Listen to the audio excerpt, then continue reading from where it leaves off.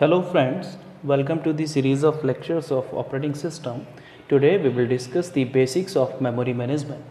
So, if I consider the computer as wider perspective, so there are widely two important modules. One is CPU and the other one is memory. And what a computer can do or cannot do, मतलब एक computer क्या काम कर सकता है इफ़िशिएंटली, क्या नहीं कर सकता है, ये लार्जली इस बात पे डिपेंड करता है कि आपके पास कितना फास्टर एंड स्ट्रॉन्ग सीपीयू है and how large the memory is. So these two points, how faster the CPU is and how large the memory is. So क्योंकि अगर आप किसी प्रॉब्लम को स्टोर ही नहीं कर पा रहे हैं तो सॉल्व कैसे करेंगे. So the functionality of computer depends upon the CPU as well as the memory. Previously अगर हम बात करें तो सीपीयू पे हम काफ़ी बात कर चुके हैं, जैसे कि प्रोसेस मैनेजमेंट है, प्रोसेस शेड्यूलिंग है, प्रोसेस जनरेशन है, इंटर प्रोसेस कम्युनिकेशन है. ये सारी चीज़ें हम प्रीवियसली बहुत अच्छी तरह से डिस्कस कर चुके हैं about the processor and the CPU. But now we will concentrate upon the memory element. Okay, so as we have discussed earlier, what should be the criterias, other subject में भी हमने डिस्कस किया है, what should be the criterias as far as memory is concerned. Okay, so there are certain criterias like size, access time and per unit cost. So this size is very important criteria. Access time is also very important criteria as far as this memory is concerned, and per unit cost, the cost, how much you pay for per unit of that memory. Okay, so we will discuss the problems related with these criteria and how operating system try to solve these problems. So एक एक करके अगर हम बात कर लें, the first one is, common सी बात है कि जो साइज़ है, size is the criteria which is desirable in high amount. हम चाहते हैं कि जो साइज़ है, बहुत कॉमन सी बात है ये, कि साइज़ मेमोरी का साइज़ जो है वो लार्जर साइज़ होना चाहिए, क्योंकि जितना मेमोरी का साइज़ बड़ा होगा उतने ही मल्टीपल प्रोग्राम्स को हम मेमोरी में रख पाएंगे, और जो हम पहले से डिस्कस करते चले आ रहे हैं, जिससे कि डिग्री ऑफ मल्टी प्रोग्रामिंग हमारी इन्हांस हो जाएगी, बढ़ जाएगी. ओके, एंड सेकेंड पे अगर हम बात करें, that is the access time. So कोई भी एक्सेस टाइम से क्या मतलब है कि कितने टाइम में किसी मेमोरी से कोई भी इंस्ट्रक्शन को फैच कर लिया जाता है, या कोई भी डेटा या कुछ भी डिटेल वहाँ से हम फैच कर लेते हैं, एक्सेस कर लेते हैं. सो वो साइज़ क्या होना चाहिए, simply that must be minimum. Access time क्या होना चाहिए, कम से कम टाइम में हम एक्सेस कर पाएँ. ठीक है, and the third one is per unit cost. तो कॉस्ट भी पर यूनिट क्या होना चाहिए, मिनिमम होना चाहिए. ये डिज़ायरेबल है. So size is desirable means larger size is desirable, and access time is minimum access time is desirable, and minimum per unit cost is desirable. So these are the different criteria, but unfortunately ये तीनों criterias, size means higher size and lower access time and lower per unit cost, ये तीनों किसी एक memory element में ही मिल पाए, ये problem है. ओके, सो ये तीनों ही क्राइटेरियाज फुलफिल कर पाना एक बहुत बड़ी प्रॉब्लम है. फॉर एग्जाम्पल, अगर हम बात करें big size and less access time, so दोनों बातें कंट्राडिक्टरी होंगी. जैसे अगर हम एग्जाम्पल के लिए लें, एक सॉर्टिंग की प्रॉब्लम या सर्चिंग की प्रॉब्लम का एग्जाम्पल लें, तो जितना ज़्यादा सर्च स्पेस होगा उतना ही ज़्यादा उसमें सर्च में टाइम लगेगा. तो सिंपली हम इन दोनों को इस तरह से रिलेट कर सकते हैं यहाँ पर कि अगर साइज ज़्यादा होगा तो वहाँ पर एक्सेस टाइम कम नहीं होगा, एक्सेस टाइम कितना होगा, ज़्यादा होगा. ठीक है, और इसी तरह से अगर एक्सेस टाइम हमें कम रखना होगा तो वहाँ पर यूनिट कॉस्ट भी बढ़ जाएगी. ठीक है, जैसे हम यहाँ पर देख सकते हैं, सिंपली अगर हम जो हमारे पास मेमोरी के लिए कुछ एक ऑप्शंस हैं, like we can store the data in registers, हम पहले डिस्कस कर चुके हैं सेकेंड यूनिट में, जहाँ पर हम प्रोसेस शेड्यूलिंग से पहले प्रोसेस को हमने डिस्कस किया था, तो वहाँ प्रोग्राम रजिस्टर्स के बारे में हमने डिस्कशन किया था थोड़ा सा। सो रजिस्टर्स में हम डेटा को स्टोर कर सकते हैं। कैश मेमोरी लास्ट लेक्चर में भी, मैंने कल जो लेक्चर लिया था उसमें भी डिस्कस किया था कि अगर अवेलेबल है तो कैश मेमोरी में भी हम डेटा को रख सकते हैं। And third one is main memory. So ये 3 टाइप की जो मेमोरी ऑप्शंस हैं हमारे पास, स्टोरेज ऑप्शंस हैं, यहाँ से सीपीयू डायरेक्टली डील करता है, डायरेक्टली इनसे इंस्ट्रक्शंस को फेच कर सकता है, but the other is secondary storage. Okay, तो हम इन 3 की हम बात करेंगे, registers, cache memory and main memory. इन तीनों में जितना साइज इस मेन मेमोरी का होगा उससे कम साइज़ कहाँ पर होगा, कैश मेमोरी में होगा, और उससे कम साइज़ रजिस्टर्स में होगा। मींस ये जो साइज़, अगर हम इस पैरामीटर पे बात करें, इस क्राइटेरिया पे बात करें, तो ये इसके बढ़ते हुए ऑर्डर में है। रजिस्टर्स में सबसे कम स्पेस है हमारे पास, कैश मेमोरी में उससे ज़्यादा, ये अवेलेबिलिटी पे डिपेंड करेगा लेकिन उससे ज़्यादा हो सकता है। एंड उसके बाद उससे ज़्यादा मेन मेमोरी, जिसको हम सिंपली क्या बोलते हैं, this is also called random access memory, that is RAM. And और उससे ज़्यादा स्पेस हमारे पास जीवीज में बहुत सारे क्या किस में है, जिसको हम बोलेंगे हार्ड डिस्क या सेकेंडरी स्टोरेज। ठीक है, सो इसी तरह से एक्सेस टाइम सबसे कम किस में लगेगा, बिकॉज जो मैंने अभी एनालॉजी बताई थी उससे साइज़ किसका कम है, रजिस्टर्स का, तो एक्सेस टाइम ऑब्वियसली इसमें कम होगा, कैश में उससे ज़्यादा एक्सेस टाइम होगा, एंड मेन मेमोरी में उससे ज़्यादा, एंड सेकेंडरी में सबसे ज़्यादा एक्सेस टाइम होगा।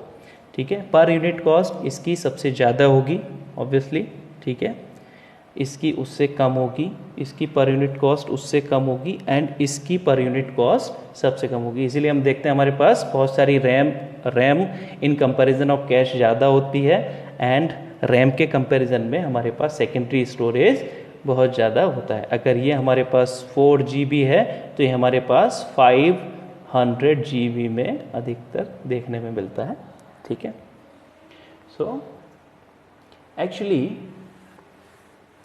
ये बात आप समझ रहे होंगे इस चीज़ को, ये सिंपल सी एक कंप्यूटर साइंस की बेसिक सी प्रॉब्लम है। जितना साइज़ आप सर्च स्पेस का बढ़ाते हैं, एक्सेस टाइम उतना ही ज़्यादा हो जाता है, क्योंकि प्रीवियसली हमने इन दोनों से बात की।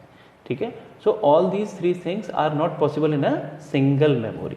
ओके, सो एक्चुअली हम ये सब क्यों डिस्कस कर रहे हैं, why we are discussing this, we have hierarchy of memory, है ना, CPU, registers, cache, RAM and the secondary storage, that is hard disk. ठीक है, in this instead of having single memory we have arranged different kind of memories in this hierarchy.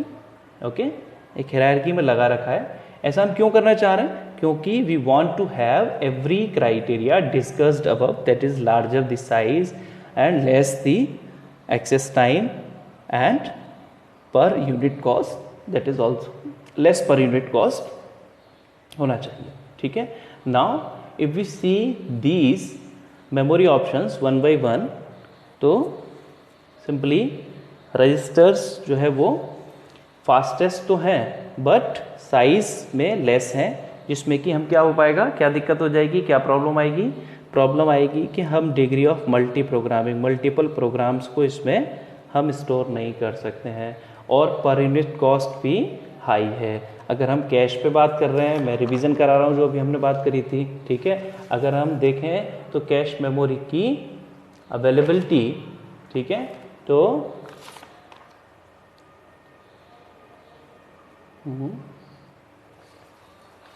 Cache memory की availability देखें तो उसका size भी कम है, in comparison of registers ज़्यादा है बट उसका साइज भी कम है। ठीक है, एंड अगर हम देखें मेन मेमोरी को तो इन दोनों से कंपैरेटिवली साइज ज़्यादा है, किससे, रजिस्टर्स एंड कैश से इसका साइज ज़्यादा है। And access time, but access time क्या हो जाएगा, इन दोनों के कंपैरिजन में ज़्यादा हो जाएगा। ओके, क्योंकि साइज ज़्यादा होगा तो एक्सेस टाइम भी बढ़ जाएगा, जबकि डिज़ायरेबल क्या है, एक्सेस टाइम कम होना चाहिए, ठीक है, और पर यूनिट कॉस्ट भी कम होना चाहिए, ठीक है। तो साइज़ बढ़ जाएगा इनके कंपैरिजन में, अगर हम बात करें तो साइज़ बढ़ जाएगा। साइज़ मीन्स मल्टी प्रोग्रामिंग हम बढ़ा सकते हैं, मल्टीपल प्रोग्राम्स को लेके आ सकते हैं, बट एक्सेस टाइम इनके कंपैरिजन में क्या हो जाएगा, बढ़ जाएगा, जो कि डिज़ायरेबल नहीं है। एक्सेस टाइम कम से कम होना चाहिए एंड पर यूनिट कॉस्ट भी क्या हो जाएगी, कम हो जाएगी। तो दो क्राइटेरियाज फुलफिल हो रहे हैं हमारे, कि साइज़ हमें ज़्यादा मिल रहा है और पर यूनिट कॉस्ट इनके कंपैरिजन में हमारी कम है, जो कि डिज़ायरेबल है, कम होनी चाहिए। एक्सेस टाइम बढ़ रहा है इनके कंपैरिजन में, तो उतना हम ट्रेड ऑफ कर सकते हैं, वो हमारा सेकेंडरी कंसर्न हो जाएगा उस टाइम पे, ठीक है। सो नाउ जब हमारा सीपीयू डायरेक्टली सेकेंडरी स्टोरेज से प्रोग्राम को एग्जीक्यूट करता है, तो वो पहले क्या करता है, मेन मेमोरी में लेकर के आता है, क्योंकि डायरेक्टली वो सीपीयू सेकेंडरी स्टोरेज से किसी प्रोग्राम को एग्जीक्यूट नहीं कर सकता। फर्स्ट इसको हार्ड डिस्क से रैम में लेकर के आना पड़ेगा। कोई भी प्रोग्राम सीक्वेंशली रन होता है, तो हम ये कर सकते हैं कि program with its executing data कहाँ रख सकते हैं, सेकेंडरी स्टोरेज में रख सकते हैं, ठीक है, यहाँ रख सकते हैं, जबकि उसकी ज़रूरत नहीं है उस टाइम पे हम सेकेंडरी स्टोरेज में रख सकते हैं। एंड जिस प्रोग्राम को सीपीयू रन कर रहा है उसे प्रीफेच करके कहाँ रख सकते हैं, मेन मेमोरी में रख सकते हैं, क्योंकि कभी भी प्रोग्राम रन होगा तो वो कहाँ से होगा, मेन मेमोरी से होगा।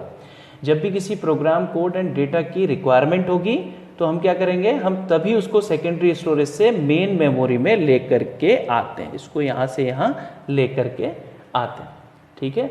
और इसी ऑपरेशन को हम क्या बोलते हैं कि हमने क्या किया है, स्वैप इन ऑपरेशन किया है। कल भी डिस्कस किया था, क्वेश्चन किया था हमने, क्या बोला, इसको ऑपरेशन को स्वैप इन ऑपरेशन बोलते हैं।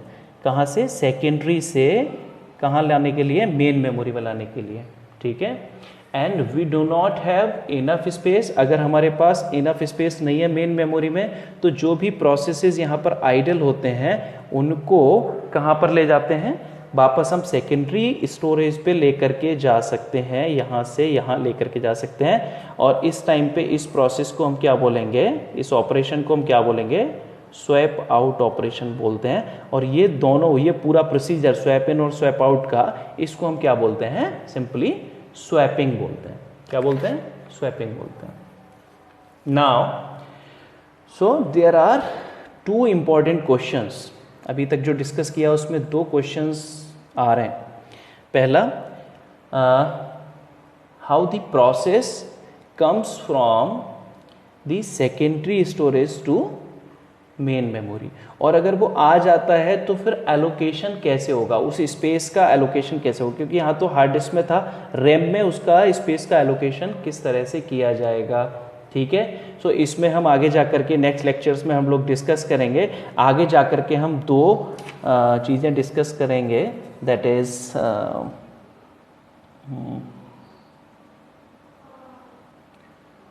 Contiguous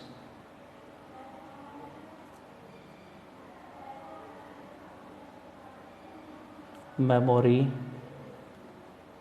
allocation and second one is non-contiguous memory allocation, ठीक है। सो वो डिस्कस करेंगे कंटिग्यूस में किस तरह से करते हैं, non contiguous. And the second question, ये तो हो गया कि किस तरह से एलोकेशन किया जाएगा, पहला क्वेश्चन। और दूसरा क्वेश्चन क्या अराइज होगा, क्या कंसेप्ट यहाँ पर आएगा, एड्रेस ट्रांसलेशन। एक्चुअली अगर हम इस कैश को हटा दें, रजिस्टर को हटा दें, सीपीयू से बात करें डायरेक्टली, क्योंकि मेन मेमोरी हम बात कर रहे हैं, ठीक है। सो ये सीपीयू जो जनरेट करता है, कल भी हमने बात करी थी, इट जनरेट्स लॉजिकल एड्रेस। क्या जनरेट करता है ये, लॉजिकल एड्रेस जनरेट करता है, जबकि रैम में ये एक्चुअल एड्रेस, इसका जो absolute address that is called physical address, वो उसके फॉर्म में रखा जाएगा, वो एड्रेस मिलेगा इसको, क्योंकि ये लॉजिकल एड्रेस सीपीयू जनरेट करता है, जो कि किसके यूज़ में आते हैं, सेकेंडरी स्टोरेज में, जब ये सेकेंडरी स्टोरेज से लाया जाता है, ठीक है। सो यहाँ पर ये किसके फॉर्म में रखा जाएगा, हाँ, एक्चुअल फिजिकल एड्रेस। तो इनके बीच में जो ट्रांसलेशन होना है, ट्रांसलेशन होना है from the logical address to the physical address. वो किस तरह से किया जाए, means translation of logical address to physical address किस तरह से किया जाएगा, नेक्स्ट लेक्चर में हम लोग वो डिस्कस करेंगे। ठीक है, सो अभी के लिए थैंक यू।